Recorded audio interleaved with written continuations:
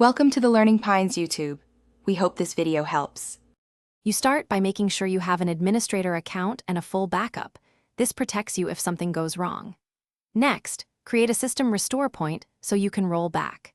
Then open Windows Security and turn off tamper protection. This allows system changes to Defender settings. Once done, install or prepare an alternative antivirus if you plan to replace Defender.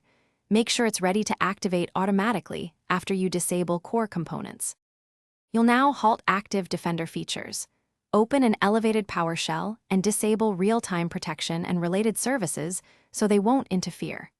Use local group policy or the registry to set disable flags permanently. This prevents Windows from silently re-enabling protections. While you're doing that, install your chosen third-party antivirus.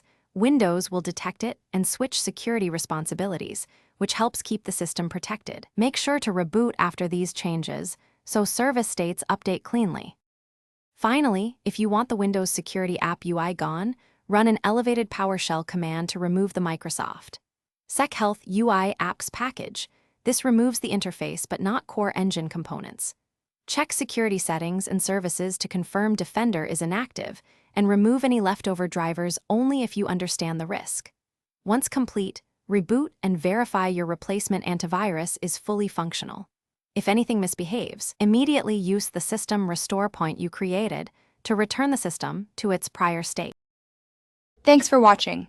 Consider subscribing if we helped you.